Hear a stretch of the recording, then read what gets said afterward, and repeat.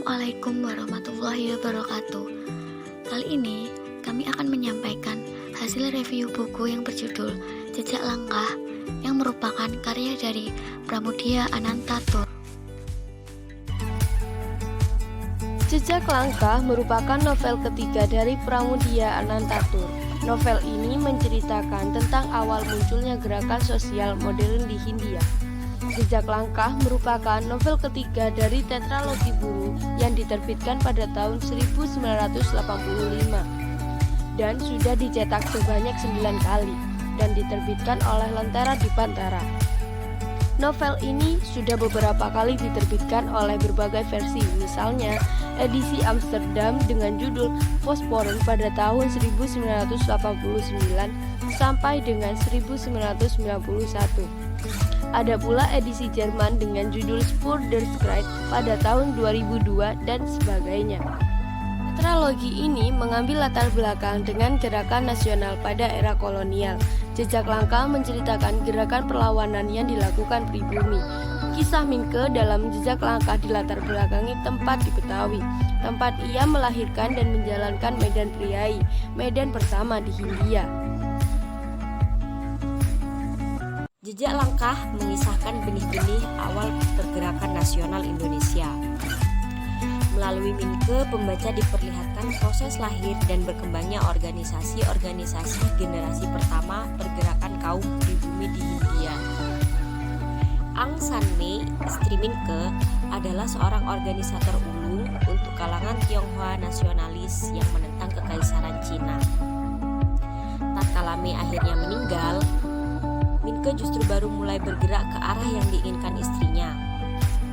Pada mulanya, ia tertatih-tatih karena tidak ada organisasi pribumi satupun. Di Hindia Belanda hanya terdapat organisasi Indo, Tionghoa, dan Arab. Pribumi adalah kelas sosial paling melarat dan paling bodoh serta dihinakan. Namun Minke tetap belajar. Ia mula-mula menghubungi bupati-bupati dan berdirilah Syarikat Priai. Syarikat Priai bersamaan dengan koran mingguan Medan Priai yang menjadi tempat para pribumi bersuara dan mendapatkan informasi. Namun seiring konflik dan pemberontakan, para priai sudah hidup tenang karena upah yang diberikan pemerintah kolonial tiap bulan. Syarikat Priai akhirnya mati. Mendapat tawaran dari Raden Tomo untuk bergabung dengan organisasi Budi Utomo, Minke pun langsung menyetujuinya. Namun karena perbedaan prinsip di mana Budi Utomo mengedepankan semangat satu bangsa yakni Jawa, akhirnya Minke keluar dari organisasi Budi Utomo.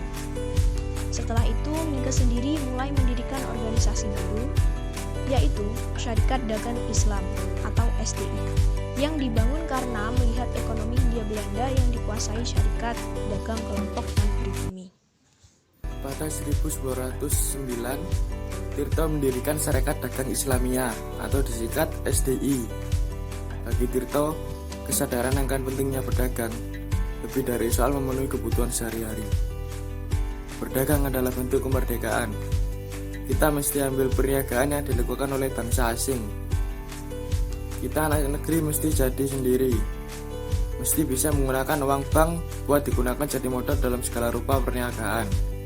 Kata Tirto dalam penulisannya menonton wayang Priai tahun 1909. Kelak setelah diambil alih Cokro Aminoto, SDI berubah nama menjadi Syarikat Islam.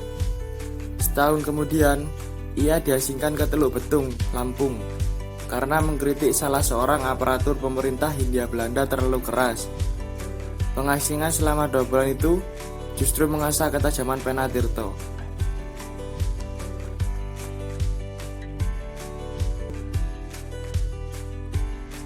Baik, selanjutnya saya akan menjelaskan mengenai realita media dan jurnalis Indonesia pada era globalisasi. Gerakan sosial yang terbentuk dari organisasi dikisahkan dalam Jejak Langkah, yang memperlihatkan kita tentang sejarah pergerakan organisasi pada zaman kolonialisme Belanda. Syarikat Priai dalam kisah ini menciptakan perlawanan dengan penerbitan media yang bernama Medan Priai.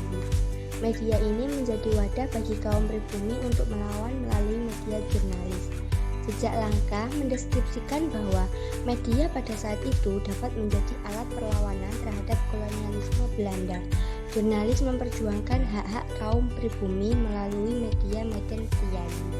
Namun, jika kita telaah kini, peran media lebih banyak diisi kepentingan para penguasa. Media lebih banyak dimiliki oleh segelintir penguasa. Jejak Langkah merupakan sebuah bentuk kritis terhadap media di Indonesia pada era globalisasi. Keunggulan dari novel Jejak Langkah ini yaitu nuansa sejarah perjuangan sangat terasa. Di sini kita dapat melihat bagaimana evolusi seorang Mingke yang telah tumbuh dari remaja idealis keras kepala yang tergila-gila pada wanita menjadi manusia kritis dan organisator yang melakukan kerja nyata untuk memajukan kehidupan pribumi. Pergulatan tokoh yang disajikan beserta penggambaran zaman yang sesuai disajikan dengan sangat baik oleh penulis. Latarnya sangat fungsional, terbentuk dan mempengaruhi jalan cerita yaitu masa Hindia Belanda. Nilai sosial politik yang terdapat dalam novel Jejak Langkah antara lain adalah sebagai berikut. Yang pertama, politik pendidikan. Dari sisi pendidikan dapat diurai dalam kerangka kebijakan pemerintah, strategi mempertahankan hegemoni kekuasaan, dan kebijakan untuk meraih posisi di mata pribumi Hindia. Yang kedua, nasionalisme. Kesadaran Mingke akibat dominasi politik yang dilakukan penjajah yang tidak memberikan ruang kepada pribumi untuk merdeka, mendorong Mingke untuk melakukan aktivitas propaganda kepada legiun keraton untuk tidak saling berperang sama pribumi. Yang ketiga, ekonomi politik. Keberhasilan pedagang Tionghoa melakukan boikot terhadap pengusaha Eropa menyebabkan seluruh perusahaan Eropa di India mengalami kebangkrutan. Peristiwa ini membuka mata Mingke bahwa kekuatan untuk meraih kemerdekaan dan pengakuan secara politik dan eksistensi pribumi terletak pada solidaritas dan sebuah komunitas. Sekian pemaparan hasil review buku Jejak Langkah dari kelompok kami. Semoga apa yang telah kami sampaikan dapat bermanfaat bagi kita semua. Kurang lebihnya kami mohon maaf. Terima kasih. Wassalamualaikum warahmatullahi wabarakatuh.